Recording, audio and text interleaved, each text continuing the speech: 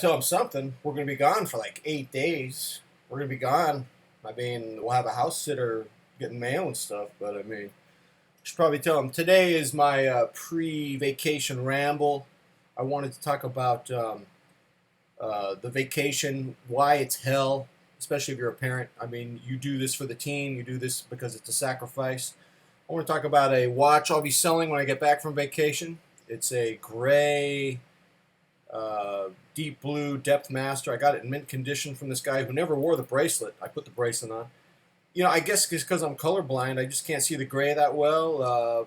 It doesn't speak to me, so I'll be selling it. It's in mint condition. Apparently, this depth master is hard to find. I may probably by the time I pay PayPal and eBay fees, I'll probably lose $50 or so on the transaction.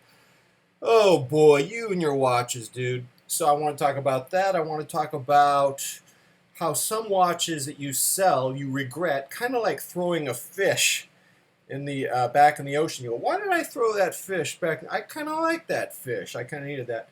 And then I wanted to finish it off with I was devastated by HBO Real Sports, the clash in America between bicycles, cyclists, and car drivers. I want to talk about that in this pre-vacation ramble. Need a haircut. Oh my God, what are you, Larry on Three Stooges? But the first thing is be going on vacation. What do you do on vacation? You eat lots of food because everything revolves around food. You don't work out. You get fat. You don't fit in your clothes. You pretty much aren't even eating for pleasure, especially if you're bringing your twins. You're eating out of stress management because everything you do is twin management. You're managing your twins and you're stressed out, so you're doing it for your twins' experience. It's because you can just tell from listening to my videos, I'm a very selfless human being. Selfishness is really not part of my vocabulary. It's not part of who I am. And so the vacations for the team would be driving up the coast, Santa Barbara, Buellton, Arroyo Grande, San Luis Obispo, Berkeley, Santa Cruz, and then as we go back, I have some friends I haven't seen in a long time. My friends, and this could be a whole 2-hour ramble, I'll try to keep this short. My friends 15 years ago panicked while they were living in Berkeley. They were just saying the cost of our mortgage is way too high, the house is too small for our family.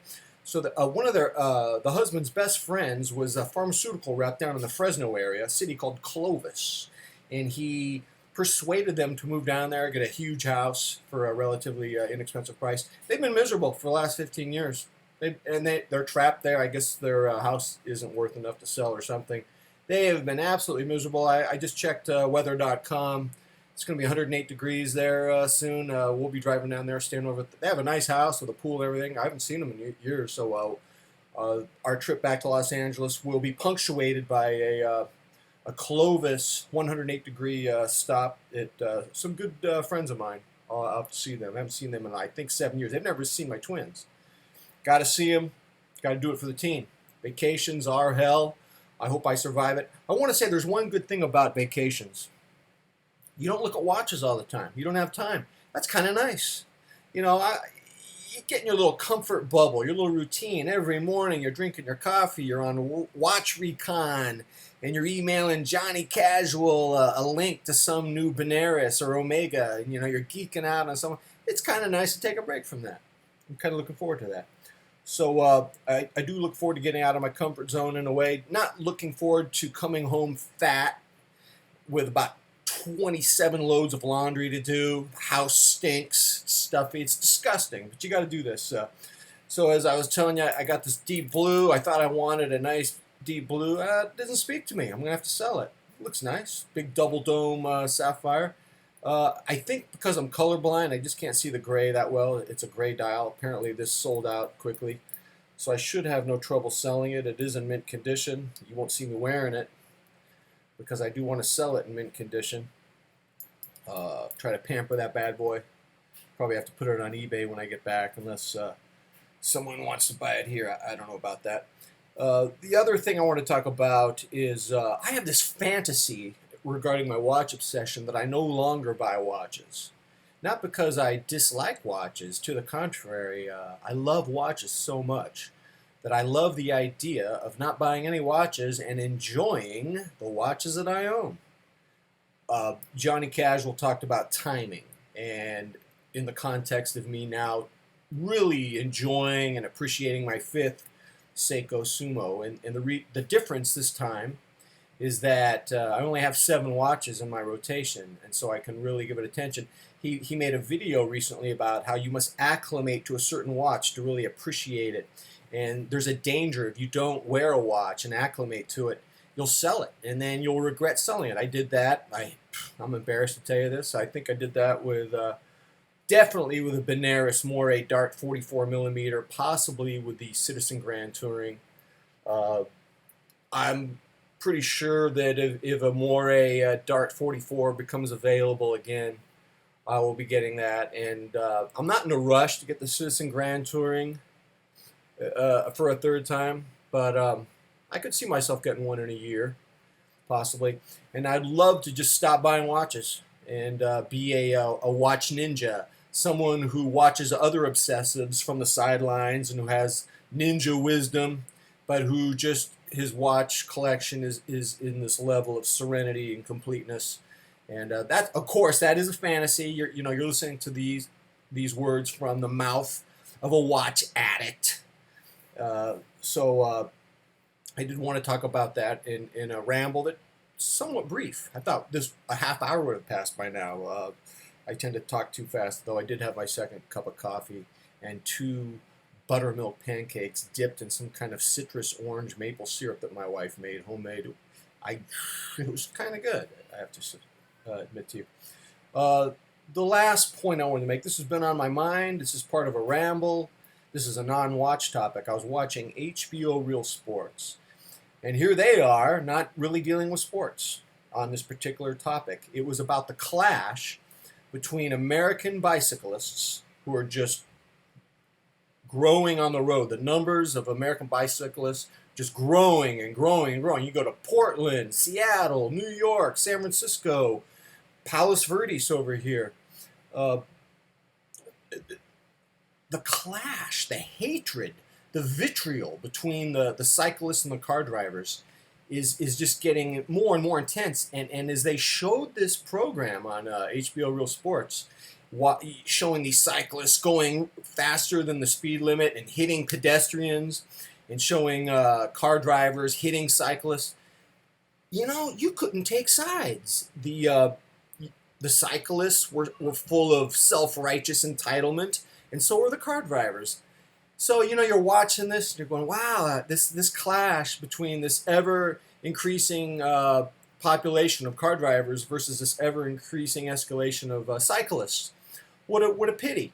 And so then HBO cuts to Copenhagen and to Amsterdam, 2 cities that have even a higher concentration of cyclists in their cities.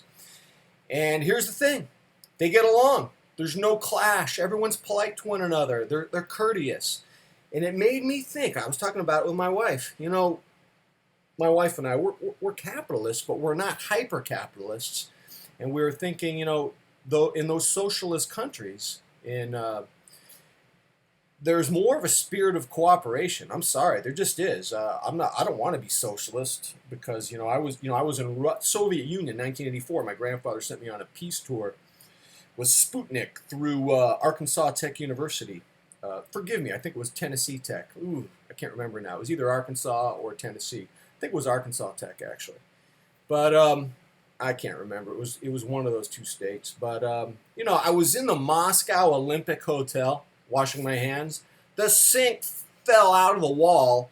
It fell on me, and I was bleeding all over my hips and my stomach. And this is a brand new hotel at the time. This is the Olympic Hotel. You need some degree of capitalism for competition regarding products and services. You just do. However, in America, I think we've become a hyper-capitalistic country where there's almost like predator versus victim. You can either be a predator or a victim in this hyper form of capitalism. And we're so competitive. We're in such a rush that we are really clashing with one another. And the other thing I notice, it's just cultural. other countries tend to be more mature than we are. There is an amazing essay about American immaturity by Joseph Epstein, Perpetual Adolescence, I believe it's called. You can get it, it's online. It's a masterpiece. And we are a very immature country. And in the context of this bicycle versus car conflict, I just think that, here we are. We don't vote a lot. We don't get involved in politics a lot here in America. But we have a great sense of entitlement. We want the government to give us absolute rights and freedom. And with that raging sense of entitlement, there's a real lack of empathy. And you could see it, this self-righteous entitlement on both the car driver's side and the cyclist. It was ugly. And it made me really disturbed about a psychological streak in the American psyche, in the American culture. It was very disturbing. And then you see everyone's friendly and cooperative in Denmark, Copenhagen, Amsterdam. It was complete contrast. What's going to take for us to get better than that? Well, that's the end of my rant. It was supposed to be a 2-hour rant, and look at I think I'm around 11 minutes or so. Come back. I'll weigh about 400 pounds. I'll be in a wheelchair doing my ramble when I get back, and that will be interesting. But wish me luck and all the best to everyone. I'm out of here.